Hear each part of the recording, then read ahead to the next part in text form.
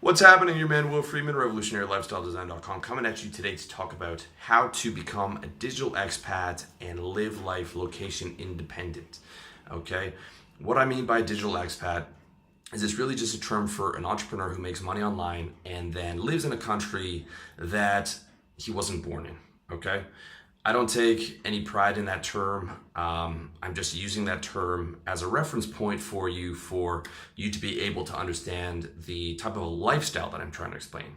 Okay, it's not about the terminology or the identitarian politics that comes with it. It's about creating a better lifestyle for yourself.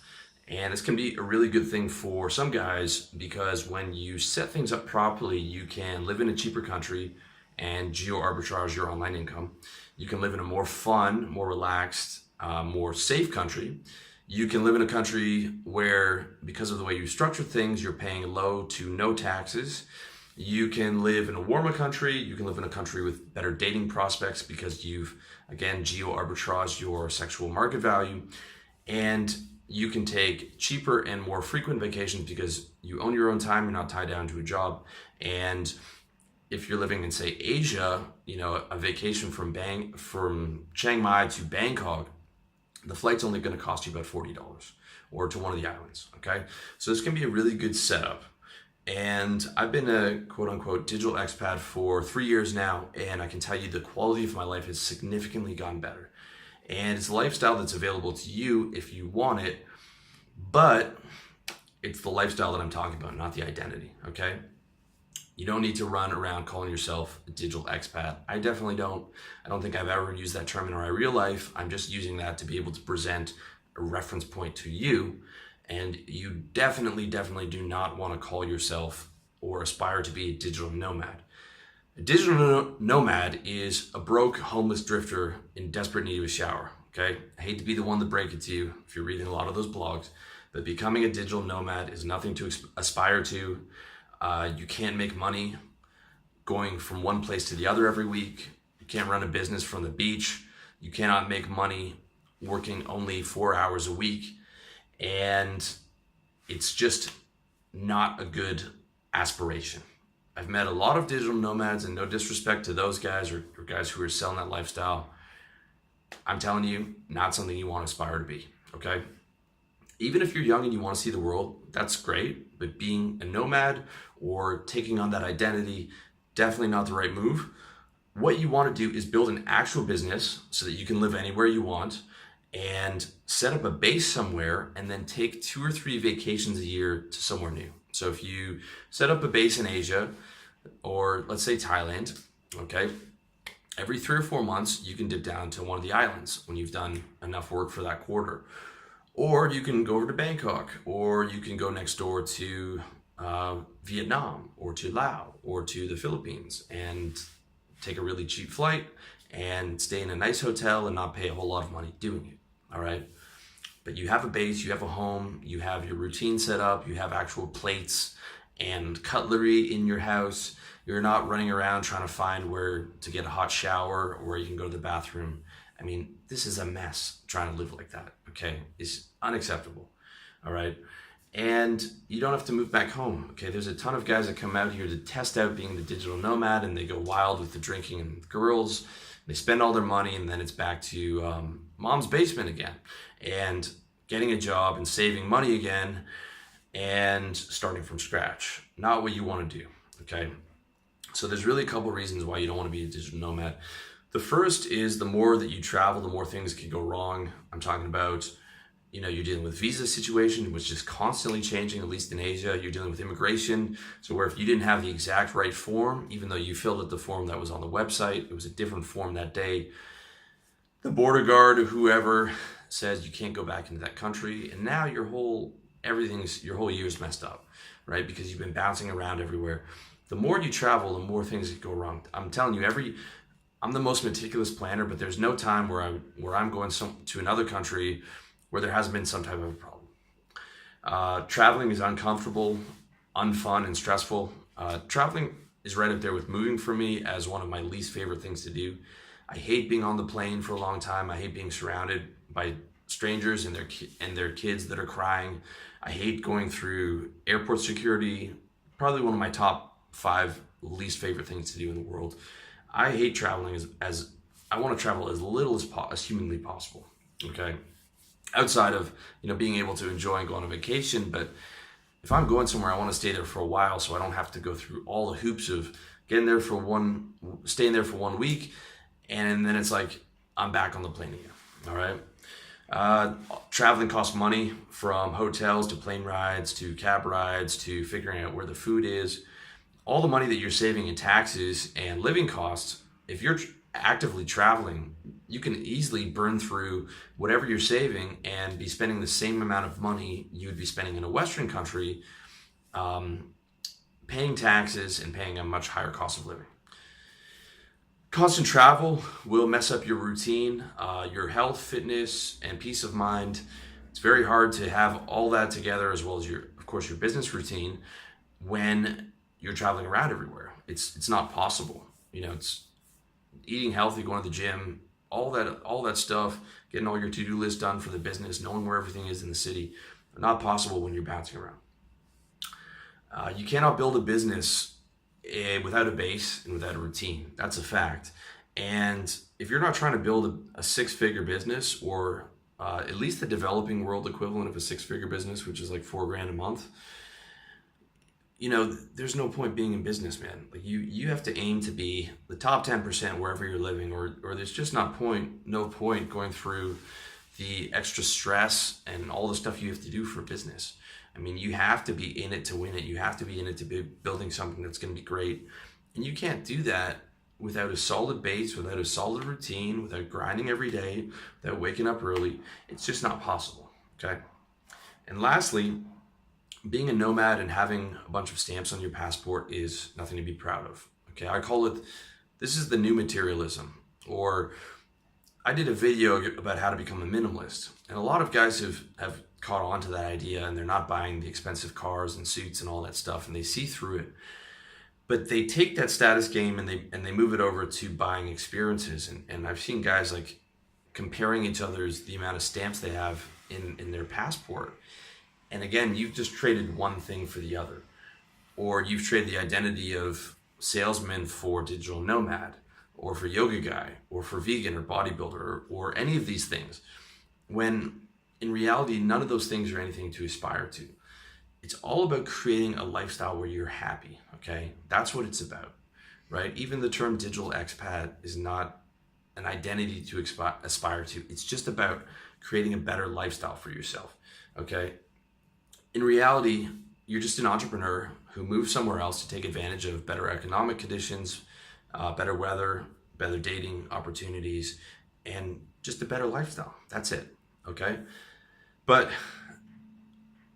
living abroad can be a really good thing. Like, my lifestyle got significantly better, and I basically want to break down how to do that, how to quote unquote digital expat. So you're setting up a base where you're taking a few vacations a year, and the first thing you need to get through is that it's a permanent move, okay? Not I'm going to Thailand to try this thing out and to start a drop shipping business, and hopefully that'll work out and hopefully my money will last. Okay, with that mentality, you're going home. I can't count the amount of kids that I've seen. They're here for 2-3 months and they've gone home, to the point where I don't even associate with anybody in that lifestyle or anyone who's going to the digital nomad things, because they're going to be here a couple months. They're either going to bounce around somewhere else or a couple other places, and 99% of them are going to end up going home because they're not serious. And I don't think these kids even know what serious is, unfortunately. And they're taking in a lot of wrong information online, and it's really unfortunate. Okay, so I want to start this off to caution you, okay? You need to have proven discipline before you come out here, okay? I'm talking about, you're the guy who's going to the gym consistently, you are doing your daily tasks consistently, you've got your Wunderlist set up for all your tasks, you've been grinding on your business consistently for a couple years, you've been saving consistently for a couple years, you've been staying on budget consistently for a couple years, and you're not taking money from your parents. You're an independent man, you're self-sufficient, you're consistent, you're solid, you're disciplined. This is what you need to be, okay? Because it's a big move. Thailand or wherever, you see pictures of the beaches, you see guys living it up. I'm telling you, it's not as pretty as it looks. It is a serious move, and you need to be a serious guy to be able to make that move. Okay. So here's what you're gonna expect when you're moving to somewhere like, let's say, Asia, for example. Okay, you're cutting off your social circle and your family. You're living in a foreign culture and that speaks a foreign language. Your new home doesn't have the human rights standards or the political stability you're used to. You have to get 100% of your income from your business, and you have no safety net. You have to force yourself to work every day while it's sunny out, and cheap beer and hot girls are waiting for you. I'm working when it's sunny right now, okay? You have a weak, transient expat community filled with dirty, untrustworthy expats and sad old retirees. Sorry if that's offensive to anyone, but if it's offensive to you, then you need to step your game up. That's just the reality of it. You have to adjust to this floating feeling that comes from having total anonymity in a new culture and having total freedom. That's an adjustment in itself, to where you don't have to work any at all. You can do everything that you wanted. You know, most of your life you've been in school and work, or if you had a business back home, you were tied to it. You know, maybe you were tied to selling real estate and you had to meet clients. When you're making money online and you're living in a foreign country and no one knows you, you can do whatever you want. And you have this weird sense of like floating feeling and this total freedom that it actually is an adjustment. Okay. If you're living in Asia, the driving is very dangerous. Every week I see some guy with his arm in a cast, and I know that he fell off his motorbike. You've got a strong police presence, and again, human rights is a different story over here. That they, you know, it's not to be messed with. You have to be a good boy. I'm talking no drugs, no fighting, no stupid shit. And you have to have the happiness adjustment, where before, just not selling, not working in sales, like when I would get home from a day in sales, I would be happy because I would just be like, not having to do that would make me happy. Or having a day off, like Saturday, Sunday, I would be happy. Or long weekends, we would, in the office, we would look forward. We'd be like, oh man, boys, 3 more days till that long weekend, right? That was enough to make me happy, because I hated my job so much. And when I was in school, I hated school. I hated going to classes. Just not doing what I hated would make me happy. But when you actually have total control over your life and you can do whatever you want, now you have to like relearn how to be happy. You have to learn how to live as a human being, because you've basically been a slave for your whole life. And you don't just get happy because you're not doing the things that you hate anymore. So like at nighttime, I'm not just automatically happy, or I'm not just automatically happy because I take the day off. Okay, so I had to readjust, and I had to really dig into what makes me happy and create, you know, really become aware of that and create a lifestyle around that. And that was actually a big adjustment after the first month or first 2 months where I was just in heaven, because I was like, man, I get to live here and it's so great. Okay, so big adjustments, and you got to manage your expectations properly. Okay. Like I'm writing the article, I'm doing this video to you right now, and it's been a beautiful sunny day. It's warm, but I'm sitting in the air-conditioned apartment. 4 to 5 of my buddies out here in Asia are in different cities right now, but nothing stops the grind or the hustle. Okay, right? Like you've got to get the right expectations. You got to come out here and be like, look, I'm out here to grind. I'm out here to work, and I'm prepared, and I manage my expectations. Okay, I'm not thinking it's pure paradise, and every day is gonna be perfect. Okay, you need to be serious to make it work. And there's some criteria that you should have. This is what I would recommend before anybody would decide to come out here. Over 25, okay, you're over 25. I've only met 2 guys who meet the exception. Number 1 is Brian. He's got a blog, losertowinner.com. He's been making a fortune on AliExpress drop shipping. My other exception is my buddy Josh, who's 20, very young, but he's very mature for his age. He's a hard worker. No one else that I've met under 30, maybe a couple other guys, but very few were cut out for the lifestyle. They didn't have the grind, they didn't have the hustle, they didn't have that obsession with business success. And if you don't have that, you're gonna be going home, because it's too easy to get sucked into the lifestyle of having fun, and it's too easy to get sucked into the lifestyle of traveling and then not working on your business. Okay, guys who are under 25 are notoriously unstable. When I worked in a currency brokerage job and a sales job, we wouldn't hire guys under 25 for that reason, because they'd work there for 3 months and they'd be all excited and they'd be the most motivated guy in the office, and then he'd just disappear, because I don't know whether it's the millennial generation or just the fact that the guy's young. Most guys just haven't become solid. You just haven't become disciplined, and you haven't realized how hard life really is. So you're looking for the easy route. You're like, oh, okay, F Thailand, I'm going to Bali. Maybe that's where the paradise is. And then Bali didn't work, so I'm going here. And your expectations are all over the world, and you're just not stable and consistent enough to really do what it takes to take care of your business. Your business income needs to be at least middle class, ideally upper middle class for your destination. So like Chiang Mai, $2K a month, $2,000 a month in business income is what you should be looking at. Ideally the more the better, but $2K a month and you're cruising, you're like, you're upper middle class, or middle class, just comfortable. You're comfortable.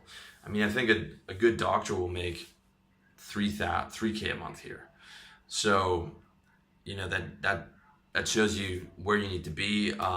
You need a solid safety net. Okay, I'm talking $20,000 in savings. Obviously, that $2K a month that I'm talking about is consistent revenue. It's not like you just made $2K one month. It's $2K consistent, $20K as a safety net. If you're moving somewhere more expensive, like Eastern Europe or some parts of South America, then again, adjust that $2K a month to whatever like a comfortable middle class living is there. Okay, I see guys who are like, how to live in Chiang Mai for $500. Don't be one of those guys, man. You're going to be living on a razor's edge of like, any small thing goes wrong in your business, you're going home. And you're probably going to have to beg your parents for a plane ticket because you're not going to be able to afford one because you didn't save any money. Do not do that, right? You want to make the move permanent. So you're talking about like 6 months or a year of like consistent $2K a month, at least 20 grand in the bank. Really make it permanent. Okay, you've got a solid psychological foundation. So that goes back to the guy who I'm talking about who's disciplined. No recent history of major depression or anxiety. When I was going through my major depression when I was like 19 or 20, I didn't have the option to come out to a place like Chiang Mai, but I definitely wouldn't have been cut out for it. No way. I mean, I didn't have my shit together at 20 at all, okay? So you got to be stable and psychologically secure. Your major depression, your major anxiety has to be behind you. Otherwise, you're going to find yourself in a foreign culture, and for the first, couple of weeks, you're not going to have any friends, and you really need to be strong psychologically to be able to do it, because it's not like you're just moving to Australia and you got a job in Australia and the company's going to help you with your visa. No, you're coming out here with no safety net, in a country that has different views of human rights. You're surviving all in your business. You got to build a new social circle. I mean, it's real shit here. Okay, so you got to be psychologically secure. You have to have a burning desire to succeed. Okay, there's no other way. And you have to, I suggest getting as much credit as you can, as much credit cards while you still have a job, just in case. I also suggest that you have access to your country's banking system, all the numbers to call in case something goes wrong with your banking. And overall, most guys should not become location independent. Like when I say business ownership is maybe for 1% of guys, maybe 10% at the most. Same thing with location independence. In fact, maybe even less than that. It really takes a certain type of guy. And I'm not saying that type of guy is special. I'm not saying that I'm special because I can do that. There are a lot of my friends back home who are really successful think I'm crazy for coming out here, and they just wouldn't want to do it. They just wouldn't want to leave all their things behind. It just takes a different type of personality, and you really have to be disciplined. You really have to have all that criteria. Okay. So that's the criteria. The prep work that you need is again, you need the psychological prep And that's mainly going to be just powering through your fears. You're going to have all kinds of unfounded fears that aren't going to happen, and just tell those fears to be quiet. Watch my 7-part series on how to fight fear, and you're going to have a bit of guilt of like, I definitely had guilt of leaving my mom behind, but I call her every week and I told her that when she gets to a certain age, I'm going to take care of her, and that's what I'm going to do. And for now, for me to get my business where I want to be, she understands that I have to be out here, and for me to have the lifestyle I want, I have to be out here. But eventually I'm either going to get my mom out here, or going to get my mom to wherever I am, or set something up so that I can take care of her. But I wouldn't recommend doing what I did, which is tell your family and everybody 2 years in advance of your plans, because there's like 2 years of people trying to talk me out of it. And by the end, I was pretty frustrated with it. And there were some heated conversations of me saying, no, this is what's going to happen. Okay. The time for advice is over. 2 years of that is too much. Okay. Maybe 6 months before. All right. You want to do, for prep, you want to do your research for your visa. Okay. In Asia, you're looking at about $1,000 a year for a good visa. You really want to do that. You want to do your prep research for your tax situation. Talk to a good lawyer who specializes in expats for your country, as well as check out Nomad Capitalists. Andrew Henderson's terrific. Flag Theory has a bunch of case studies. Like, so if you're from Australia and you have a business in this country, have a bunch of situations. You might even look into a consultation or joining one of those guys' forums, because they have a bunch of good stuff. You want to set your budget, so do some research on how much it costs. You can look at nomadlist.com or some of the blogs to get an idea of the budget in advance, so that you know what your budget's going to be. Okay, those are some of the things that you need to prep. You want to select your country, of course. I recommend nomadlist.com. It has the best rankings, and it goes through everything from travel costs to banking setups to where to find an apartment to all this stuff. Really, really good site. You want to be looking at weather, cost, dating, safety, fun, and convenient lifestyle. The major destinations are Asia, Eastern Europe, and South America. I would not recommend South America for safety reasons. I've heard a lot of good things. A lot of guys are fine, and if you choose it for base, you'll probably be fine. But I don't like to take chances, man. For me, everything comes down to my mission, and I'm like, I just don't want to be anywhere where I can compromise my mission. And living in Chiang Mai, I feel incredibly safe. I feel 5 times as safe as I would in Toronto. You can get in a lot of trouble over here if you go to the wrong bars and you mess with Thai people, or you mess around with Thai girls who have a Thai boyfriend. I mean, that can get you in some serious trouble. But when you just keep your nose clean, keep your head down, it's very, very safe, except for the driving. And it's cheaper, I would say, Asia, or if you have more money, Eastern Europe. But then again, Eastern Europe, you're looking at winters. They're not that cold, but still the cost is more, and the winter for me is out. I've had enough Canadian winters to last a lifetime. Asia for me can't be beat, and it's really because of price. Okay, if you look at Nomad lists, the top destinations are always Chiang Mai, Bangkok, Saigon, Ho Chi Minh, Kuala Lumpur. My buddy Phil from philhawksworth.com is in Kuala Lumpur. He loves it. I think that's his new base now instead of Chiang Mai. I might check that out. But really, your number one should come down to cost. Okay. Again, you're moving out to build a business. You're not here for the dating. You're not here for all the other stuff. You want to be able to live in a nice apartment that's cheap and have a nice quality of lifestyle that's cheap. Okay. I'm not talking about living in some $100 hovel. I'm talking about like this apartment here that you see. It's a small one bedroom, is about $300 a month. You can't really beat that outside of those countries that I mentioned. And you could find somewhere in Eastern Europe, and yeah, you can pay $1,000 and still do well. But saving that $700 a month, or saving that $1,500 a month is all that can go back into your business. So the cost should be the number one criteria, I think. Even though I'm doing pretty well and I had a bunch of savings before I come out, I came out. I still want to keep the cost down because I want to keep being able to reinvest, keep building, keep banking.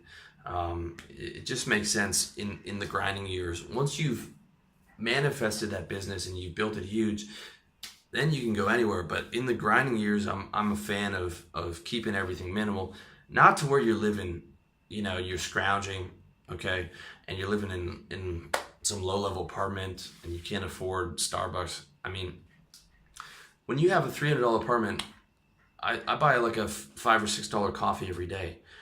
I never cook. I don't even think about the price tag for a lot of things that I buy because the basic costs are so low. All right, that's where you want to be. And that's it for this round. Okay, so in part 2 of this, I want to do this in 2 parts. I'm going to give you the cost of living I'm going to break it down for you in Chiang Mai. I'm going to give you how to transition, both for the first week and for the first month, how to actually set everything up. And then I'm going to give you my exact experience of what I've experienced over the last 3 years. And I think that's going to be super relevant to you. So thank you for watching part 1 of this video. Again, you can check out the link for the actual article to have all this stuff for your reference points. And stay tuned and definitely check out part 2. And as always, check me out, revolutionarylifestyledesign.com, iTunes, SoundCloud, Facebook, all your internet stuff in the YouTube comments. I wish you all the best on your personal development journey.